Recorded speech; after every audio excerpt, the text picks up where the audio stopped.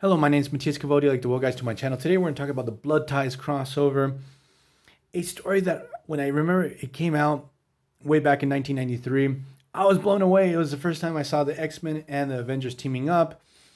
And the story itself, like I sat down to reread it for the first time in like 15 years. The story is pretty good. I had a lot of fun with it. There's very visible good guys and bad guys, and then a lot of factions that have vested interests. And so the situation is sort of weird. We're dealing with the civil war in this country. The whole idea of sovereignty, interventions, and stuff like that. I study international relations, so that's like another layer that I thought was really cool, even though it's not realistic in any way, shape, or fashion what happens here. A lot of references to stuff that was happening during the time. Genosha obviously leans heavily on what happened in apartheid South Africa. Was going through a lot of changes in the early 90s with the liberation of Nelson Mandela and other things like that I can't remember the express dates, but I remember a lot was going down during that time, stuff that was happening in Yugoslavia. So let's get into the story. Again, it's worth the read. It's a pretty good story. In Avengers, West Coast Avengers, and X-Men, Uncanny X-Men, actually Avengers 368, West Coast Avengers 101, X-Men 26, Uncanny X-Men 307, and Avengers 369. So let's get into this story. We have Fabian Cortez, who I love to hate this guy. I really love to hate him. Behind this character is he sort of creates this cult or movement called the Alkalites, who venerate Magneto as this patron saint of mutants. And he sort of sets up a situation where Magneto has to get killed and he's going to become the heir to this movement. But things go wrong. So what he decides to do is kidnap one of Magneto's grandchildren, Luna, the daughter of Crystal and Quicksilver. And at that moment, I think it's the only grandchild. The grandchildren were Hellspawn, the ones with Vision and Scarlet Witch. So having kidnapped the heir to Magneto's legacy, it's Fabian Cortez's claim to power. He goes to Genosha, mutate population to rebel. The mutates are mutants that are enslaved or were enslaved in Genosha. Now they're like oppressed in this country. It sort of sparks an all-out civil war. So what happens is the Avengers discover the situation. Obviously, Crystal is one of the members of the Avengers. Her daughter gets kidnapped. The Avengers are going to try to get involved, but S.H.I.E.L.D. intervenes and says, no, this is an internal issue of a country. It's a country's sovereignty. It's a civil war. You can't get in the middle because that's going to cause a lot of problems. The United Nations prohibits you guys from getting involved because the Avengers during this time was like a United Nations sanctioned team. Like if you understand how the Security Council would work, the Avengers would never be able to do anything.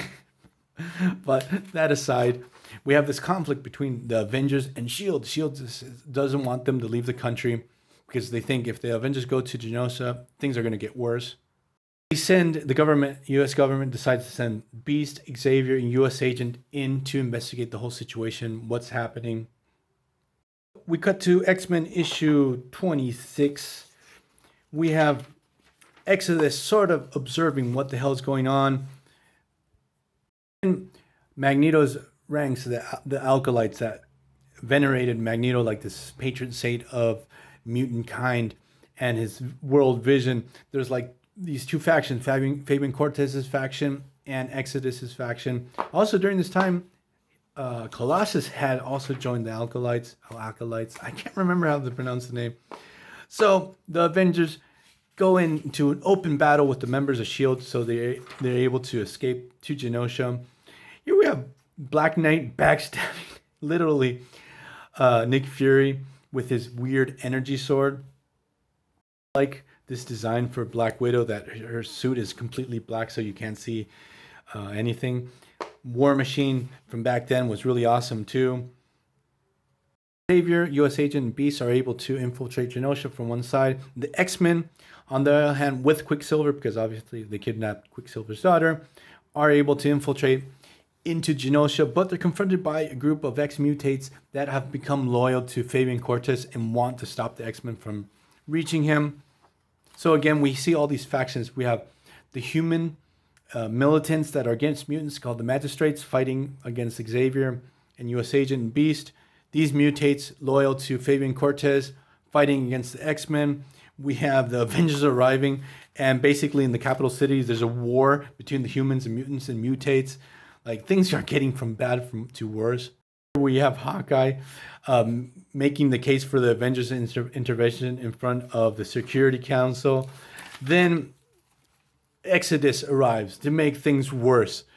He wants Magneto's grandchild within his custody. We get a really awesome battle between Exodus and War Machine. As a kid, this was the first time I got to see War Machine in action, even though he gets his ass handed to him. This sort of sets up a second battle that's between Exodus and Cersei.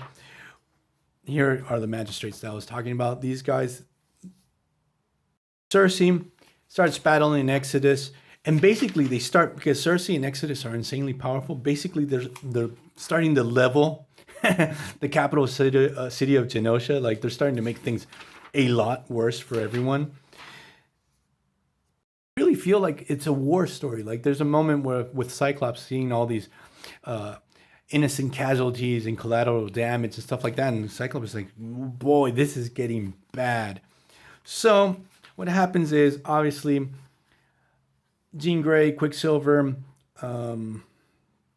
find Fabian Cortez. He's hiding in the sewers. He's hiding because he knows Exodus has arrived, and Exodus is going to be really bad news for him. So while in the sewers, Exodus does find them. He kills Fabian Cortez on the spot. And basically what happens after this is Exodus plans to kill everyone that's not a mutant. He's created like this force field around the Genoshan capital city. Really good part where the Avengers are sort of appalled with the whole situation, what was happening to the mutants and the mutates in Genosha. And Cyclops is like, yeah, we always knew about this and you never did anything about it. That was a sort of cool line and a recurring theme within the Avengers versus X-Men crossover, that the Avengers sort of have looked the other way when bad things, well, not looked the other way, they're involved saving the world in other ways, but never really have helped mutants prior to this. So at the end of the story, we actually have Xavier blasting Exodus with one of his mind blasts, obviously, and Black Knight again stabbing Exodus in the back for the second time in one story to defeat him. They save the day. They save Luna. And what I gotta say, it's a pretty fun story. It's 90s as hell. It's not the deepest thing ever, but it's a lot of fun. And I do recommend you guys read it. And I hope you guys liked it, and see you guys next time. Bye.